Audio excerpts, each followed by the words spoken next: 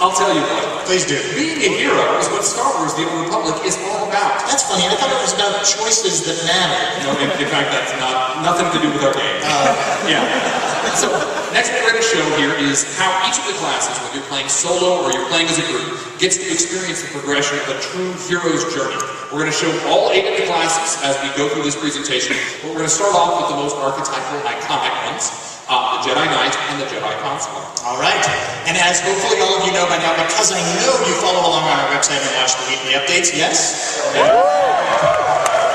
The Jedi, of course, begin on their ancient homeworld of Tython, where the Jedi Order is building a new temple, and they are, of course, training the next generation of heroes. Now, of course, these stories can never be simple. It'd be boring if you just build a temple and build your army and move on. No, no, no. It's much more interesting than that. Our heroes are quickly confronted by a series of hostile attacks on the young Padawans. Let's take a look. Let's watch. Padawan, come here, quickly. The training grounds are not safe today. I got a basic briefing from Knight Willem, but I'd like a full report before going in. The Flesh Raiders moved into the training grounds, organized and ready, attempting to isolate various groups of Padawans. There's a group of students in the hills we've lost track of. They're not combat trained. Just let me know what's required. I'm here to help.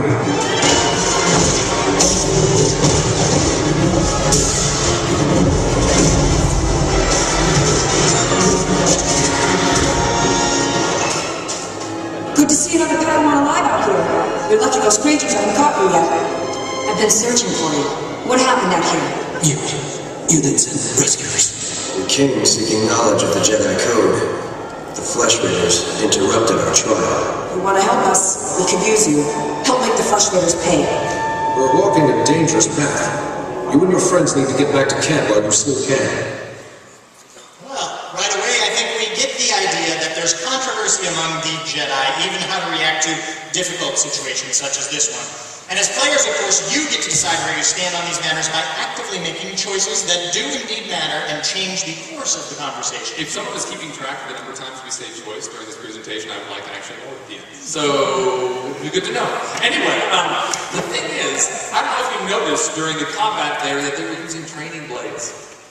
You know, it would be kind of cool if at some point in my training as a Jedi, I was, sent into somewhere in the heart of Tython and was allowed to, wait for it, forge my lightsaber. Yeah!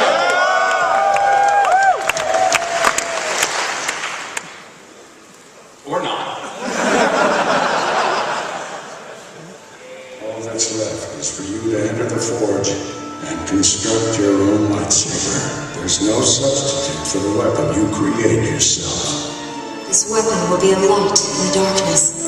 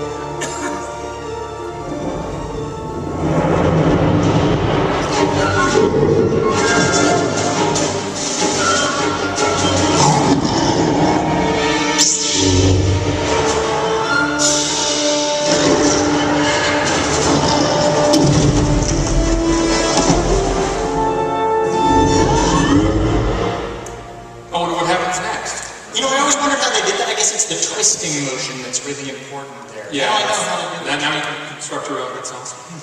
So meanwhile, on the Outer Rim, the Republic is fighting violent separatists for control of Ord Mantell. Now, naturally, this kind of conflict is a breeding ground for the next generation of heroic characters. How do heroic characters breed, exactly? I will explain it to you when you're old enough. But we're going to turn our attention now to the Smuggler and the Trooper. Now, to continue along the same vein that Dallas introduced, their war, of course, makes for strange bedfellows. And in this case, our Trooper and Smuggler are thrust into battle as they face challenges both alone and together before duty, or in the Smuggler's case, of course, self-interest, eventually draws them away. Yeah, you can stop with the double entendre voice at this point.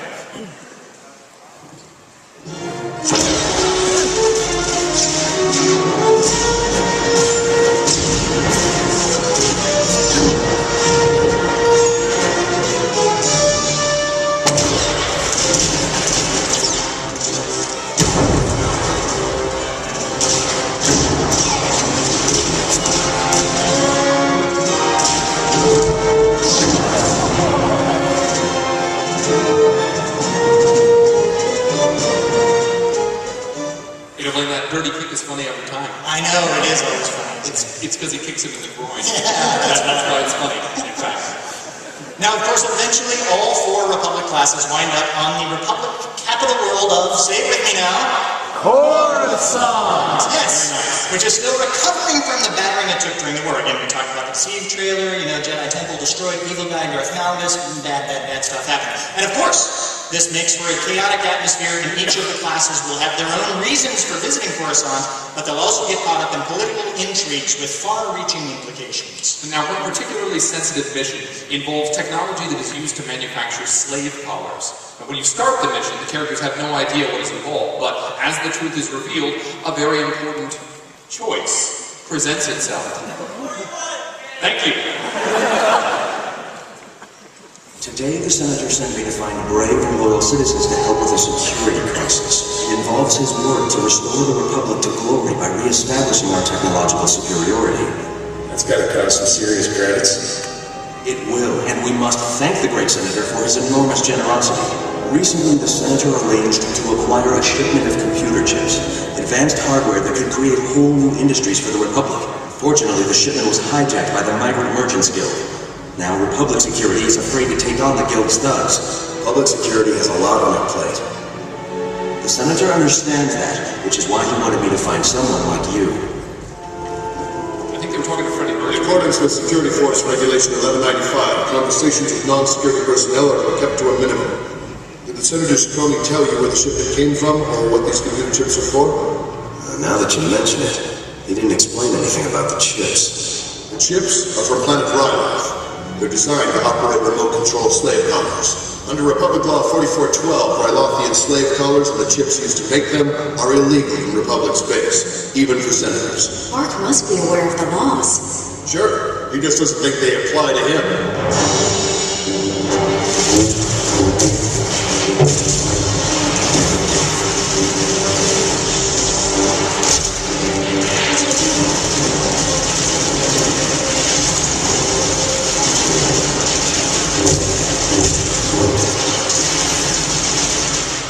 I'm Senator Bark.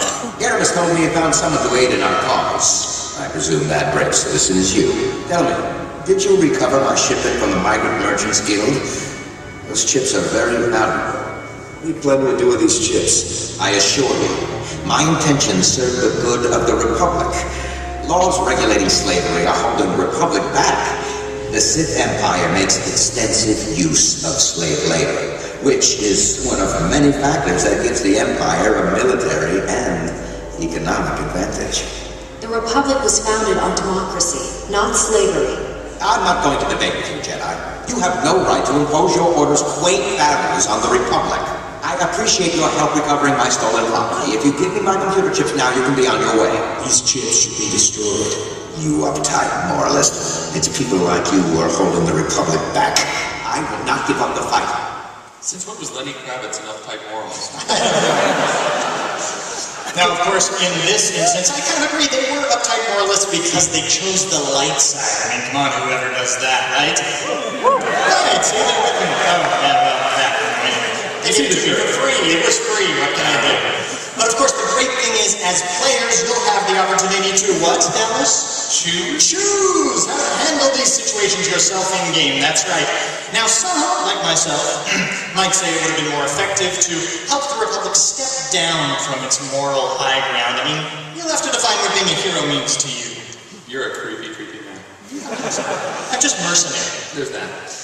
Now, speaking of different kinds of heroes, my kind of heroes, while our Republic party is getting wrapped up in Senate politics, our Imperial characters have moved on from their origin worlds to their capital planet of Droman Cox, where politics are no less complex and often, of course, much